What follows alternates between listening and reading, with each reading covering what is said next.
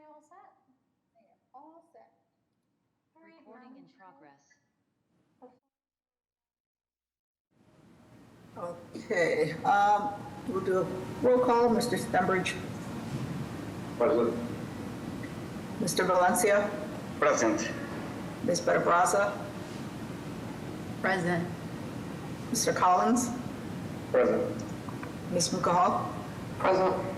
Thank you. The floor is yours, Mr. Stenbridge. Thank you, Madam Chair. We'll begin the one hearing scheduled for 1 p.m. Asking if there are any requests for withdrawals or deferrals for this time frame.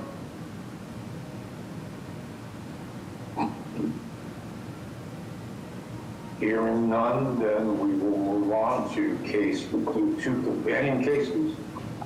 Case BOA 152-6179 with the address of 26 Neponset Avenue. Along with that, we have case BOA 152-6183 with the address of 26R Neponset Avenue.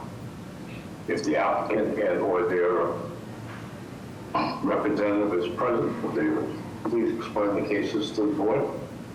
Hello and good afternoon all. Good afternoon, Madam Chair. Good afternoon. Are you presenting, sir? Yes, my name is Todd Martin. I'm here with my wife Donna. We are proposing to convert our two-car garage into a one-bedroom flat. We're going to add a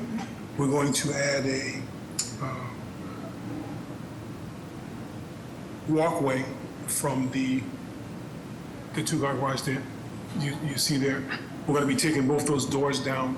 We're going to add one single door, entry door, with an overhang to this front facade there on this side of the garage that you see where the two doors are. We're going to add a walkway with pavers through the yard. We want to, as you can see there, that's the windows are actually existing already. The garage is actually in pretty good shape. So those are actually existing. We're going to add another entry door on the opposite side, as you can see in the drawings. So there'll be two means of egress. We will need to add water and sewer, which we want to get your permission to add the water and sewer to the domestic service there, as well as a sprinkler system. We're going to add a sprinkler, a 13D system, one tank system to this unit because we have limited access from the street because the street's two-way. And once you go to turn in, the fire trucks, of course, will be pretty wide. We'd have to kind of have our neighbors give up all their parking on both sides in order for us to have them turn in. So because it's 150 feet, we're based on CMR Chapter 18, 2.3.2.11, we're going to add a sprinkler system because we have 150 feet from the front of the house to the very front of the garage. So we're going to add a sprinkler for safety for that. Mr. Martin, sorry, I was just going to ask a couple of questions. Yes. You're not adding anything to the footprint, correct? It's within No, the ma'am. existing. Okay. That's the correct. violations that are cited are pre-existing. Yes. Okay. Yes. So we're not changing anything to the footprint at all. Thank you. The footprint will stay the same. Yes. Appreciate that. Other questions from the board? Hearing none, may I have public testimony? Yes, Madam Chair, members of the board, Connor Newman with the Mayor's Office of Neighborhood Services. At this time, the Mayor's Office would like to defer to the judgment of this board. Our office held an abutters meeting on December 11th. It was a positive meeting where the applicant was able to answer questions that abutters had regarding this proposal.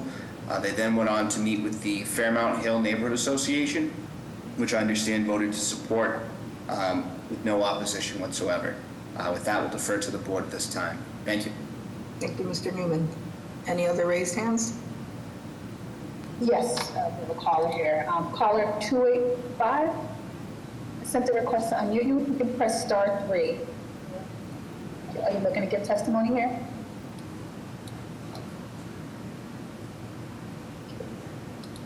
Just put the hand down. I have no additional raised hands.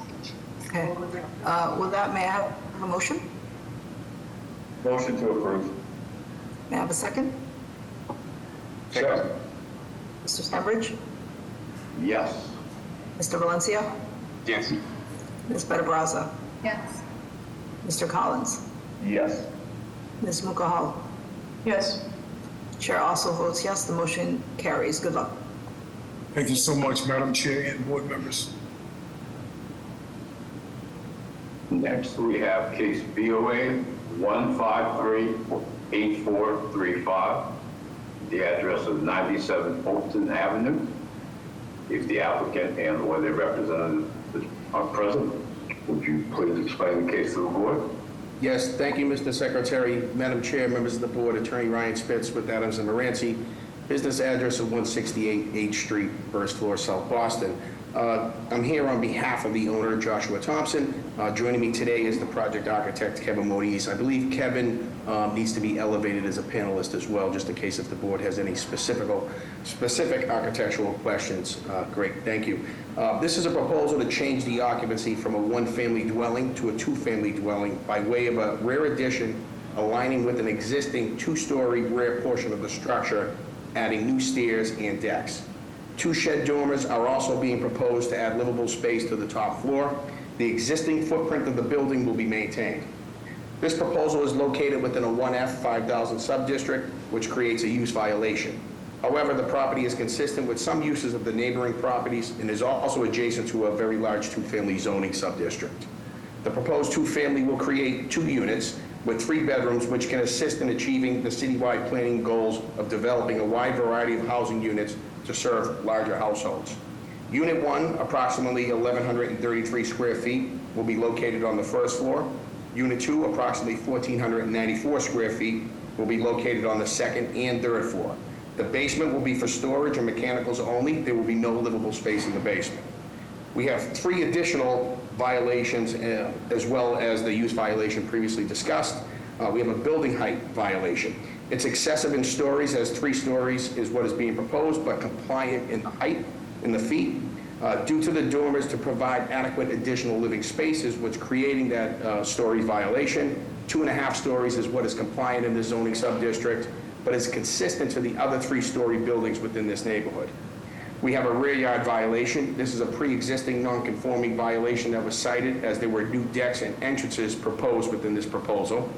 We have a front yard violation. Again, this is another pre-existing non-conforming violation at 14 feet rather than the 15 feet required by the code. This non-conformity is not being extended in any manner whatsoever.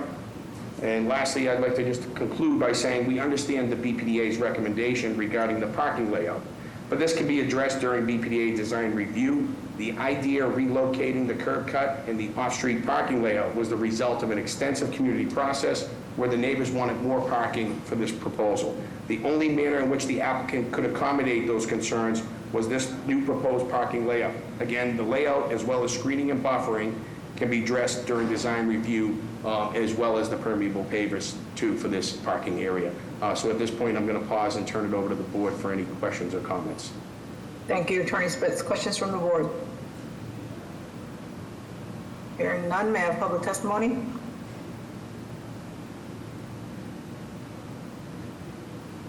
Yes, Madam Chair, members of the board, Connor Newman with the Mayor's Office of Neighborhood Services. This time, the Mayor's Office would like to defer to the judgment of this board.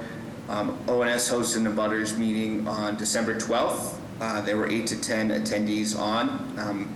There was some questions around whether or not this would be owner occupied. We ended up receiving no letters in support, no letters in opposition. With that, we'll defer to the board at this time. Thank you. Chair, you. Madam Chair, members of the board, Councilor Fitzgerald would like to on the record support under the condition that there are at least 4 parking spots on the site. Thank you.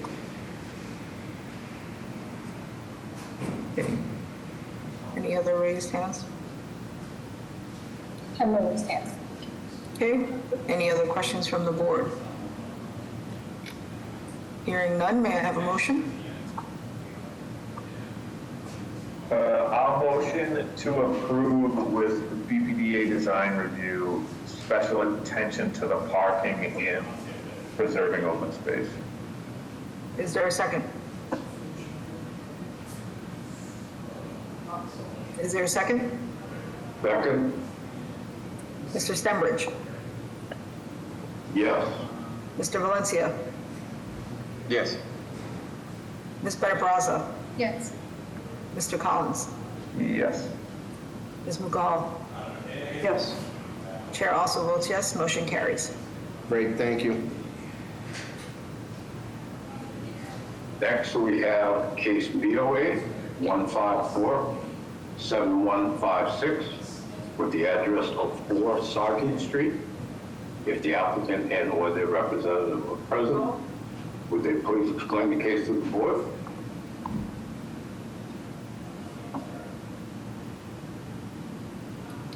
If you're on, can you raise your hand for this proposal? Okay, this discussion. Oh, Terrence. I believe Terrence Moreau will be speaking for this proposal. Okay, Terrence, I'm gonna make you a panelist. It's gonna mute you briefly, but if you could just Okay. accept it. Yeah, just press, camera. Thank you.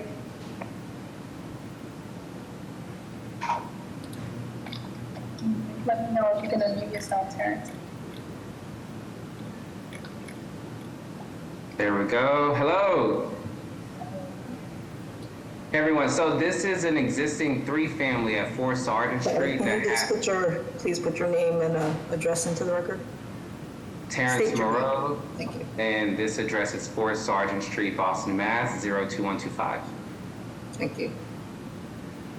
So this is an existing 3-family with fire damage, and we are doing a 3-unit condo conversion of this 3-family. We will be adding sprinkler systems to this. We bought it fully gutted already due to the fire damage. And in some portions of the property, primarily in the rear, we will be dormering the 3rd floor to add some additional square footage. I believe our biggest concern was a setback issue on the left corner of the house, where we are building a rear egress deck and staircase for the condominiums. This is also my first time doing this, so if I can get a little bit of guidance, that would be great. No worries, no worries. Are there any questions from the board? Hearing none, may I have public testimony? Madam Chair, members of the board, Connor Newman with the Mayor's Office of Neighborhood Services. This time, the Mayor's Office would like to defer to this board. Unfortunately, due to personnel changes, I don't have much information on the community process for this proposal, but I will state that our current Roxbury liaison is unaware of any concerns at this time. With that, we'll defer to the board. Thank you. Thank you. Madam Chair, I have no raised hands. Okay, with that, may I have a motion? Can I make a motion to approve? May I have a second? Baraza, second. Mr. Stenbridge? Yes. Mr. Valencia? Yes. Ms. Benabraza? Yes. Mr. Collins? Yes. Ms. Mukahal? Yes. Chair also votes yes, motion carries. Good luck, sir. You all. Okay. Next, we have 2 companion cases. First being case BOA 149-0677 with the address of 22R Perrin Street. Along with that, we have case BOA 149-0683 with the address also of 22 Perrin Street. If the applicant and/or their representative is present, should they explain the cases to the board, please?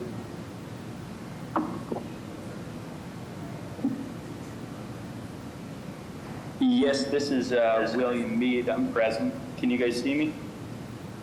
Can hear you. All right. I'll put on the camera too. Yes, the owner and representative of the project of putting 2 units in the rear carriage house at 22 Parent Street. And yeah, I'm also new to the process, so any guidance would be appreciated. Is there anything particular you want to mention? Can you address the zoning violations? Are they pre-existing or are you adding to them? No, they become violations if the occupancy of the building changes. All the only changes to the existing 2 structures are adding an exterior stairwell to the backyard on the carriage house for an egress and relocating windows and doors just for layout purposes. Okay, so other than that, the carriage house, the footprint is the same other than the staircase? That's correct. Okay. Other questions from the board? Hearing none, may I have public testimony? I am actually here with a member of the 9th Street, 9th Street community. Alaska 9th Street Association and Project Right. I represent them. My name is Coach, 62 Parent Street. Okay, and are you speaking in support or opposition? I'm speaking in support. Great. Anything you want to say specifically or just that you support it? I support it, and we have the people on the street support it and the others. So we have no problems with them because the carriage house is already there, so we have no problems. We approve of it. Thank you, ma'am. Lorraine, and then Mike. Hi, my name is Lorraine Payne Wheeler, and I'm an abutter to the project. And I'm also here speaking on behalf of Roxbury Path Forward Neighborhood Association. And we did speak to, we invited Will to our meeting in January, which was actually the 3rd meeting about the project. And unfortunately, couldn't really provide information about dimensions or parking or anything. But, you know, we worked with him, and he was able to tell us that that stairway, which is in the back of the property and would be obscured, he will provide some security for that, or, you know, video cameras, that sort of thing. We also asked about the dimensions of the unit, and he was able to provide that information. But where we couldn't get information was about the parking. He actually told us during the meeting that he didn't need variances.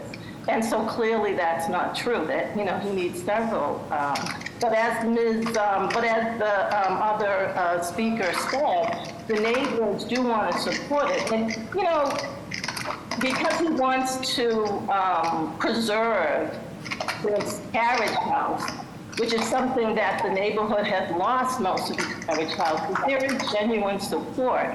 It's just this issue of parking, that this is a street that doesn't have much parking, particularly in the area where this building is located. And so we would just ask that perhaps it could be approved with a proviso about arranging that parking, or, you know, perhaps he can agree to tandem parking to just make sure that those 4 cars that would be needed for the 4 units can be on site and not add. I mean, at present, the fire department indicated that he'd have to lose, that they would lose parking on the street as well. I mean, this is literally a street where people are parked bumper to bumper. So, Thank you, ma'am. thank you, Gert. Any other raised hands? Yep, Mike. This is Michael Coulson from Project Right. We appreciate the fact that Mr. Mead has worked with different neighborhood associations to follow through on this, and we look forward to continuing work as this process goes forward. Thank you. Thank you. Wanda? We're looking at your testimony here. I was muted. Hi, this is Wanda. I'm at on Parent Street, and I'm also a brother neighbor, and we agree with it. And I think he has a driveway that maybe, can accommodate some of the cars.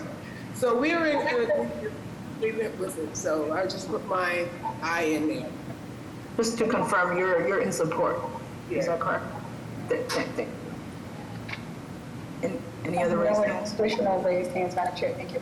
Thank you. Mr. Mead, do you just want to address the parking question before we proceed? Yeah, I believe there's more than sufficient parking for 4 cars in the driveway, even if there's a fire truck lane. And being new to this process, I was a little bit confused in some of my presentation with Miss Lorraine. I also had only been met with support from all the neighborhood associations. I'd already been with 2 other neighborhood associations, so I could have done more thorough prep on the parking scenario. However, it was my own misinterpretation. So yeah, I was also told I did not need to actually present to her community meeting because it pertains mostly to Nubian Square. But I still wanted to because it's a neighbor. So anyway. Understood. Thank you. And all right, thank you. Any other questions from the board? Hearing none, may I have a motion? A motion to approve. Is there a second? Second. Mr. Stenbridge? Yes. Mr. Valencia? Yes. Ms. Better Brazza? Yes. Mr. Collins? Yes. Ms. McCall? Yes. Chair also votes yes, the motion carries. Good luck. Thank you, Madam Chair, and thank you, members of the board. Next, we have case BOA 1547401 with the address of 617 Dorchester Avenue. If the applicant and or their representative are present, would they please explain the case to the board? Yes, thank you, Mr. Stenbridge. Good afternoon, Madam Chair, members of the board. My name is George Moranci. I'm an attorney with a business address at 350 West Broadway in South Boston. I represent Mark Little and Jack Ordway, property owners and developers who are present today, as is Eric Zackerson of Context Workshop, the project architect. This is an application for a new 4-story, 13-unit residential building with no accessory off-street parking at 617 Dorchester Avenue in South Boston's Andrew Square neighborhood. The site is located on an approximately 5-minute walk to the MBTA's Andrew Station on the Red Line and approximately 13-minute walk to the Newmarket commuter rail stop. The surrounding neighborhood features a mix of residential and commercial uses, with the site being within a B1 general business zoning district under the 1964 base code.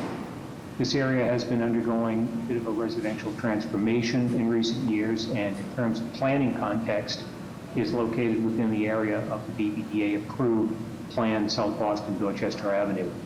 I'll speak briefly to the zoning relief being requested and then turn the presentation over to Eric Zackerson to briefly walk the board through the building plans.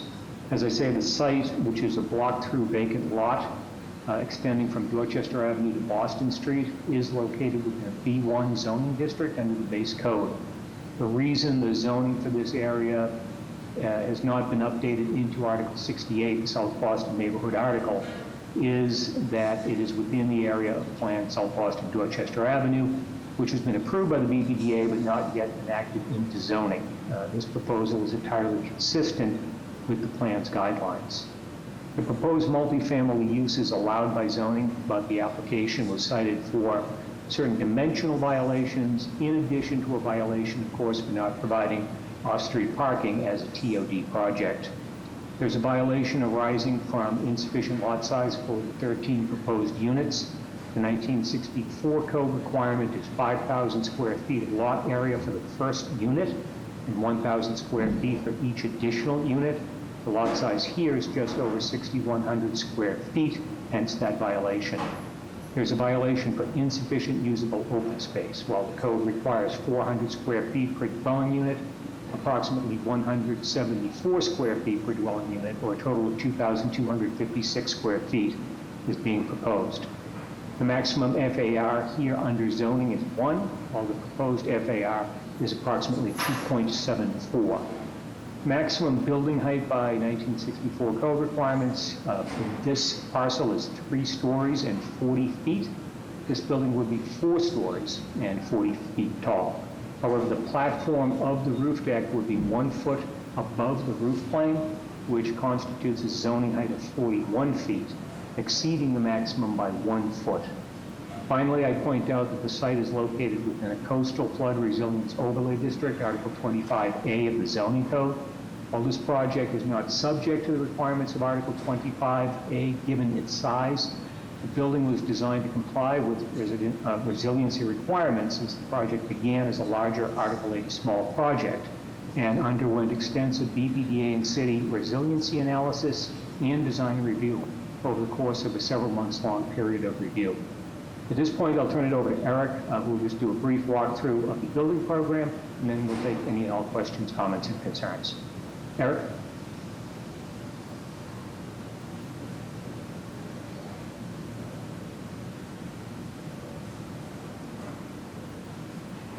Eric? He is on. Eric Zackerson. You may have jumped off. I can fill in. It's not that difficult. As I mentioned, there's no parking in the building.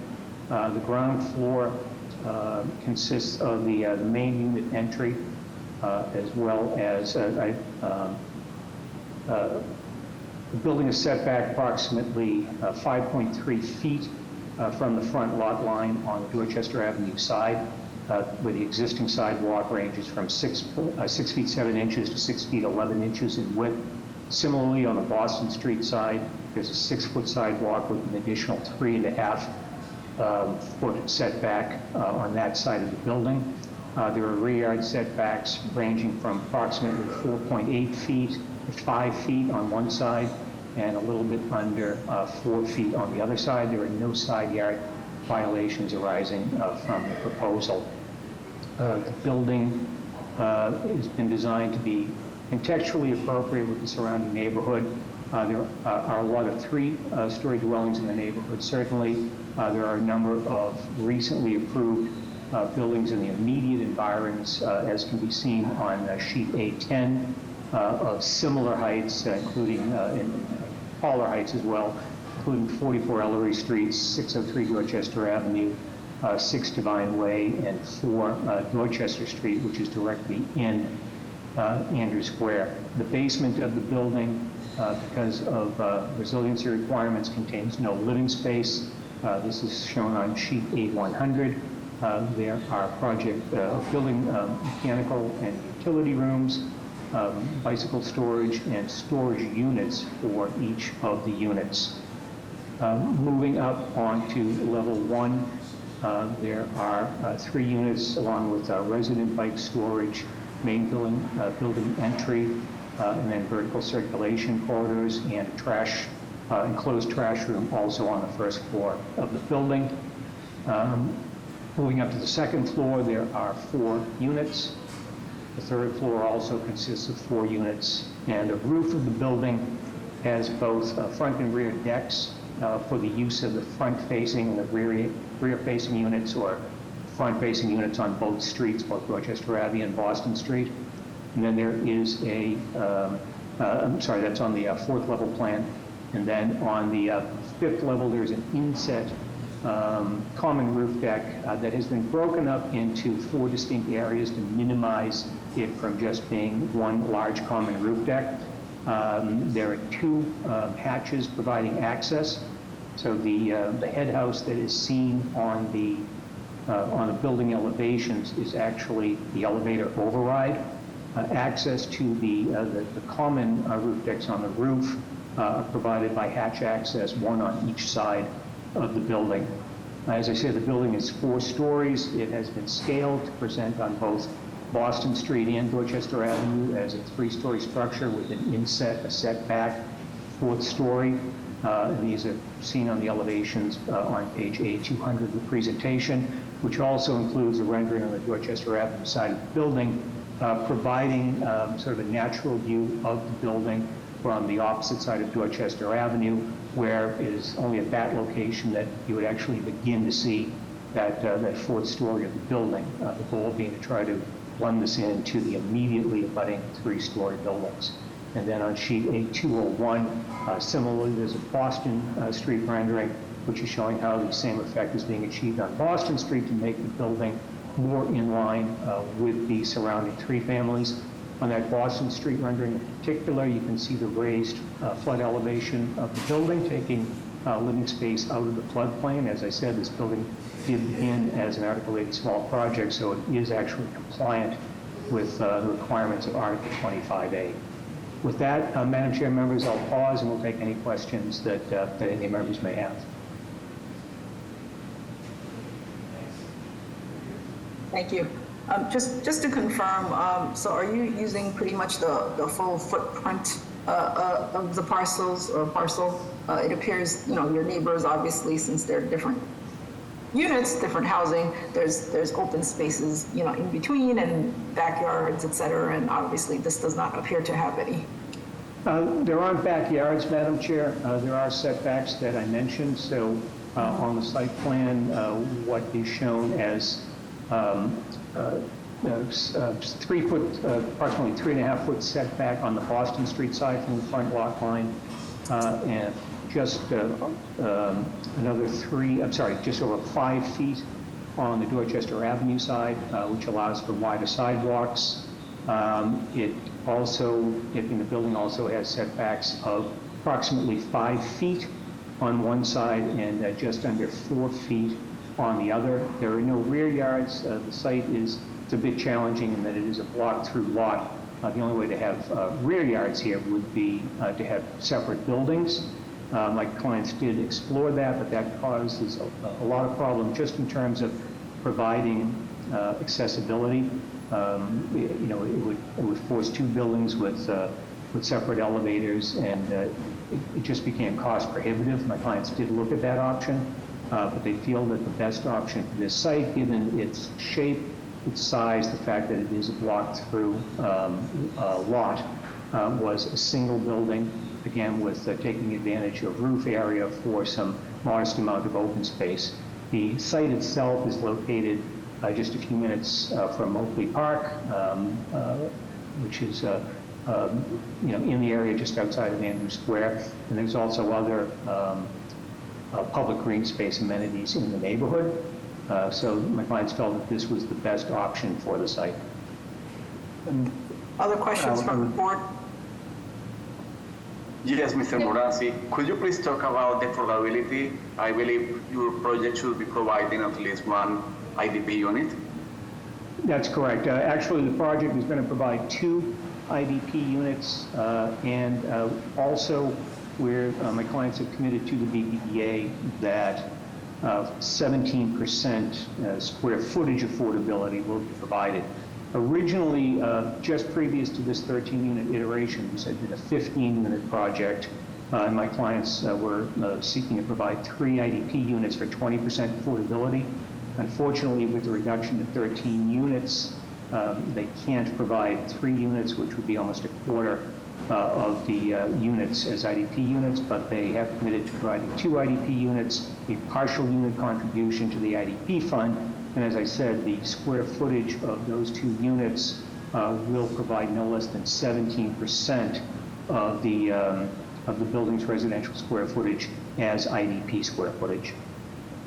Thank you. Other questions from the board? Did you submit a survey plot plan? Because I don't have that as a submission. Yes. Is that Eric? Yes. Is it part of this package? It should be. It has been in every package that I've seen, but I believe it should be in the first page of the package. Yeah, can we go to the first page? I did not see a survey plot plan. Interesting. I wonder if if they were submitted as two separate files. But yes, we have prepared a survey plot plan of it. All right, because the side yard, I think the required is 10 feet, but you have it at 3 feet. Yes. Right, as the most kind of smallest dimension. It's actually, this is George Burns, it's actually not 10 feet, so the embedded zoning table in the plans is not entirely accurate. It refers to an R district for some of the zoning requirements. I had supplied to the Inspectional Services Department the zoning analysis, given the fact that this is in a B1 district and it defaults for certain dimensional requirements to the nearest SR or H district. In an H district, actually no side yard is required for the first 70 feet of lot depth. And given that this is a lot with essentially two front yards, both Dorchester Avenue and on Boston Street, and does not exceed 140 feet in total width. Under the code, there's actually no off-street yard requirement. This is pursuant to section 19-4 of the code. And again, this goes to base code. This is not the case for the new neighborhood articles. And that's the reason why there isn't citation for insufficient side yard setback on the zoning review. It's just that there was an error then on the architect drawing. Correct, on the embedded zoning table, but Okay. I did see the BBDA recommendations, Beveraza, and I did clarify with the BBDA that the refusal letter is accurate because it was based on a separately submitted zoning analysis. Okay, thank you. No further questions. Thank you. Other questions from the board? Hearing none, may I have public testimony? Madam Chair, members of the board, Connor Newman with the Mayor's Office of Neighborhood Services. This time, the Mayor's Office would like to defer to the judgment of this board. Some background information on the community process. This project originally started out as a BPA project before, with the reductions of the density becoming under ONS's purview. Our office hosted a butters meeting on January 16th. There was one resident in attendance who spoke in support of the project, citing that it would be an improvement of the existing lot that's currently vacant. However, there were a number of other voices on the call that expressed opposition to the proposal, citing concerns regarding what they feel is a lack of open space on the site, the proposed density, potential noise stemming from the decks, as well as concerns regarding the lack of parking being presented and the height and density. Let's see. We ended up receiving a total of 65 letters in opposition. A good chunk of those abutters within 300 feet, as well as opposition letters from the Andrew Square Civic Association, the John W. McCormick Civic Association, and the South Boston Neighborhood Development Corporation. There was also a number of South Boston elected officials that are also in opposition. We'll let them speak to that. I believe the applicant has a number of letters in support that I think they forwarded directly to this board. We also understand that there's a couple of businesses in the area, such as the DJ's Barber Shop and other coffee shops that also expressed concerns regarding the parking ratio. With that, we'll defer to the board at this time. Thank you. Madam Chair, members of the board, Liam Remus from Councilor Fitzgerald's office. Our office would like to go on record in opposition to the proposal. We also sent in a letter of opposition signed by both Councilor Fitzgerald and Councilor Flynn. Thank you. Councilor Santana's office. Hi, yes. Good afternoon, Madam the Chair and members of the board. My name is Indus Johnson, and I'm from Councilor at Large Henry Santana's office. The councilor would like to go on record in opposition of this proposal. Hi. Good afternoon, Madam Chair and members of the board. This is Laura Toledano from Councilor Flynn's office. Councilor Flynn would like to go on record in opposition due to feedback from neighbors, abutters, in both the Andrew Square Civic Association and the McCormick Civic Association on concerns about the size of the project and community process. Thank you. Thank you. Linda? Yes, thank you very much. Linda Zablocki, lifelong resident of Vienna Square and president of Vienna Square Civic Association. I am in opposition to this project because the community feels that this is a residential area of all three families with backyards, with trees. And this would be a domino effect and start the whole little triangle, the Polish triangle of houses now being bought and sold and redeveloped. We have to remember who we're developing for. We want families in the city. We want open space. We need greenery. The park may be a little bit of a way, but right around the corner, we have a senior building. With 4 decks on a roof will be very, very disruptive, no matter how much you think you're going to keep it, because there's nothing to absorb it. There are no trees. So if people are up there partying and having a good time, it will be disruptive to the whole neighborhood. As far as the buildings that Mr. Moranci mentioned that are higher, yes, we did a survey, we did a whole plan with the BPDA, and 60 feet was approved for the corners of Andrews Square. This is a neighborhood. This is not just the corner of Andrews Square. And the ones on Elvery Street, we did not approve of it. The BPDA gave them higher height because they were the only 2 buildings on the street. And the street was infested with overflow from Mass and Cass. So there are reasonings in there, but this is not a good reason to put this there. There is no space. The whole area ratio on that ground floor is taking almost every single inch of the space. Thank you very much for listening to me, and thank you for being there for the community. Thank you. Madam Chair, I have no additional raised hands. Okay, other questions from the board? Okay, with that, may I have a motion? Madam Chair, if I may, do I have a moment Yes. to Yes, sir. address the concerns? So thank you, Sure. George, once again. So I just have to point out a few things. So obviously, there's considerable community opposition to this. I would expect nothing less of a project with no parking. But the fact is that this is an archetype of transit-oriented development in terms of a project. I mean, you could not get much closer to Andrews Station with this building. The site is currently undeveloped, so nobody's being displaced as a result of this.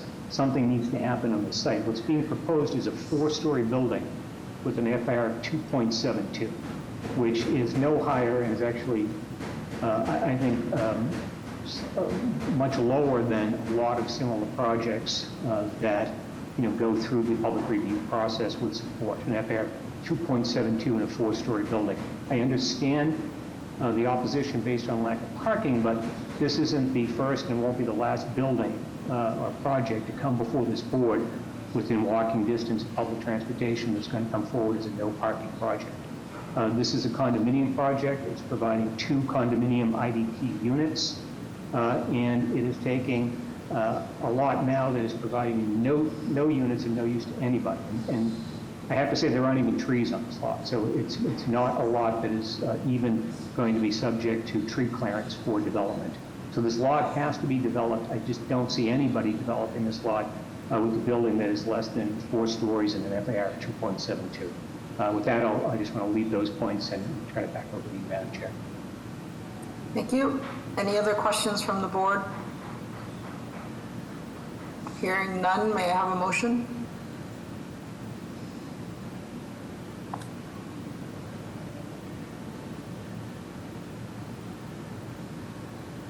Are there any other questions from the board?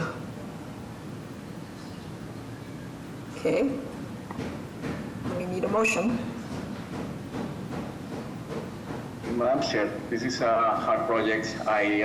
I'm all in for the development of housing, but based on the size of the project, the location, I'm going to make a motion to deny without prejudice. May I have a second? I'll second. Mr. Stenbridge. Yes. Mr. Valencia. Yes. Ms. Better-Brazza. I'm going to say yes as well. For me, it comes down to 2. One is the significant amount of community opposition for the project, and the second is a lack of any type of open space that we have not seen in this current proposal. You, Mr. Collins. Yes. Ms. Mukahal. I'm going to say no, because the lack of parking makes sense for this location. The development itself is in line with other buildings in the area. It's in line with city plans and city goals. And so for those reasons, I vote no. Thank you. The chair votes yes, the motion carries. Thank you.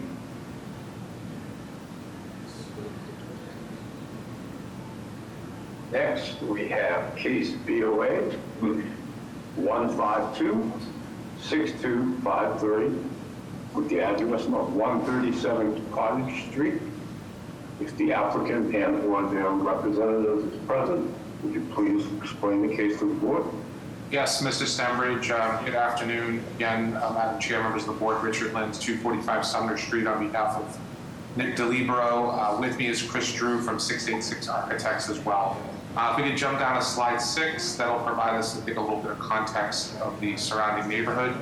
And while we're doing that, if I could just say to the board, just briefly, this is a pre-existing 3-unit, 3-story dwelling.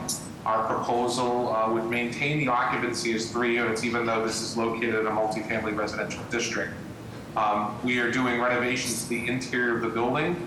We're proposing a roof deck, and we are legalizing space into the basement that would be pertinent to Unit 1. So Unit 1 would be a bi-level unit, and then the other 2 units remain the same, with a roof deck that would be exclusive to the upper level unit only. If you want to jump down to the plot plan at slide 19.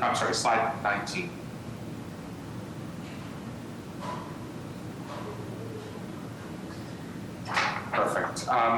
So this just shows the conditions. Our building is attached on the left-hand side, and you can see that we do have a setback in the rear of about, I believe it's about 20 feet, just under 20 feet, about 17.2 feet.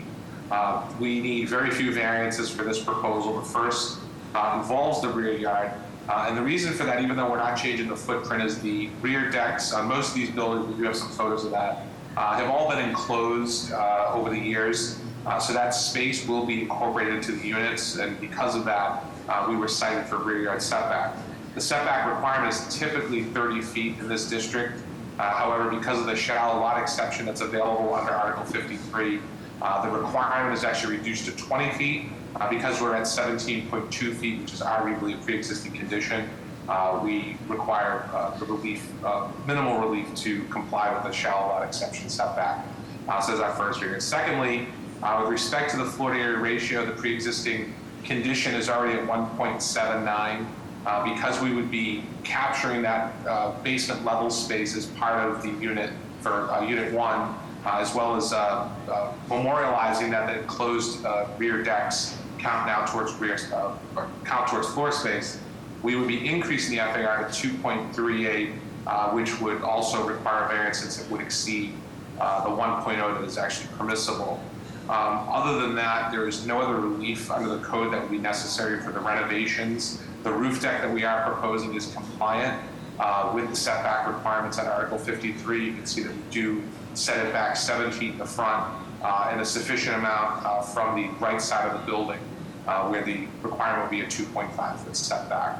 If we jump down to the proposed floor plans, we can go down to slide 20. That does show what we have starting with the basement and first level. Again, that's a combined unit that will be all one. This is intended for home ownership upon completion. So these would all be individual condo units. Next slide shows us floors 2 and 3. These are 2-bedroom units. Again, pretty similar to what's already there, but will require a full renovation, which will lead to an upgrade in the life safety of the building as well. If we jump to the next slide, we can see the roof deck. Again, this is pertinent to Unit 3 only. So it's a private roof deck. There is an existing head house on the building. We will maintain that and continue to use that for access to the upper roof deck. With that, I'll pause if there are any questions of the board on this relatively straightforward proposal. Thank you, Attorney Lins. Any questions from the board?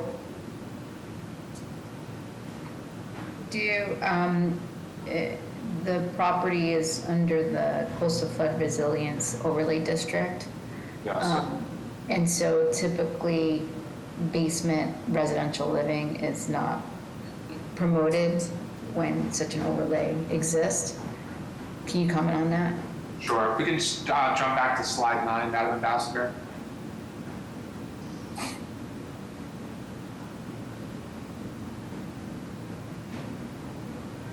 Here we go. So I know this issue comes up a lot, Ms. Betabaraza. So 25A currently is applicable only when we are proposing a project that's subject to Article 80, at least small project review. This is obviously well below that threshold.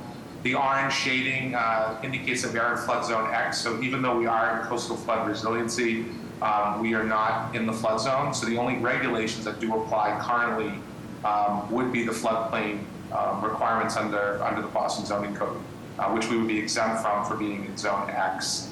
25A, I do agree, it is in the overlay district. However, current zoning does not require adherence to any of those regulations unless we're meeting the threshold of an Article 80 size project. So if it floods, if the basement floods, are there any kind of mitigation? Because that would be, I'm assuming. I probably should answer that question. So I can have Chris Drew address the design features for that basement level. How would you mitigate that for the new homeowner that just bought your unit? Yeah. Chris, if you want to. That's something we would certainly work with ISD on. The units, the space down there was already pre-finished. I believe back in about the heat. Again, wasn't done, I don't know if it was done with a permit or not, but again, we're legalizing that space and we'll make all updates required as well to deal with any potential flooding. Okay, so right now it's already a basement, but it's not in legal use. Correct. It was finished prior to our current owner buying it. It didn't know at the time that it wasn't. Okay, great, thank you. That's what's necessitating the variance for the FAR because that is finished space, but not counted under ISD's allowable space for the building. Okay, thank you. Other questions from the board? Hearing none, I'm going to open it to public testimony. Hello, Madam Chair, members of the board. Manuela Villagomez with the Mayor's Office of Neighborhood Services. ONS hosted an abutters meeting for this project on May 3rd, 2023. There were no abutters present on the call. The applicant met with the Gove Street Citizens Association in May of 2023, and the group voted to support the project with 11 votes in support and none against. At this time, our office would like to defer judgment to the board. Thank you. Good afternoon, Madam Chair, members of the board. Sebastian Parra from Councilor Coletta's office. The councilor would like to go in support of this project. Thank you. Thank you. Good afternoon, Madam Chair, members of the board. Christian Simonelli, Boston Groundwater Trust, and we have both G-card letters from the applicant. Thank you. Thank you. Madam Chair, I have no raised hands. Thank you. With that, may Can I I get have one more clarification? I'm so sorry. I'm just trying to understand BPDA's comments. So this is a 3-family, and you have 1 unit on the 2nd floor, 3rd floor, so that's 2, and then 1 in the 1st floor, that's 3. So that extends all the way to the basement?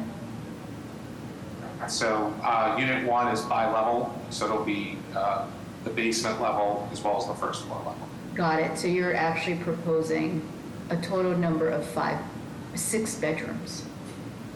I think, I apologize, I thought we had changed that. Chris, I think we were less than 6 bedrooms, correct? I honestly thought we were as well. The plans that I have show 3 bedrooms in the basement and 3 bedrooms on the 1st floor. That's why I was a little bit confused. I just wanted to. Yeah, no, definitely not on the 1st floor as well. We were opening up the 1st floor more for, kitchen, living, dining area. Okay, so the kitchen, living, dining area will be in the 1st floor. How many bedrooms will you have on the 1st floor? Chris, I thought this had You come can in pull the up those drawings, but I think you pulled up the presentation versus the actual drawings.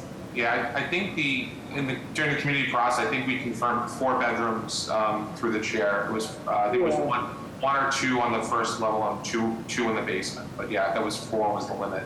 And then 2 on levels 2 and levels 3. Okay, thanks. Thank you. With that, may I have a motion? Madam Chair, I would like to put forward a motion of approval with a proviso that habitable bedrooms not be in a basement floor. Is there a second? Second. Mr. Stenbridge? Yes. Mr. Valencia? Yes. Ms. Better Brazza? Yes. Mr. Collins? Yes. Ms. Mukahala? Yes. Chair also votes yes, motion carries. Thank you very much. Have a great day. Thank you, have a good one. Have a good one. Good day, folks. Recording stopped.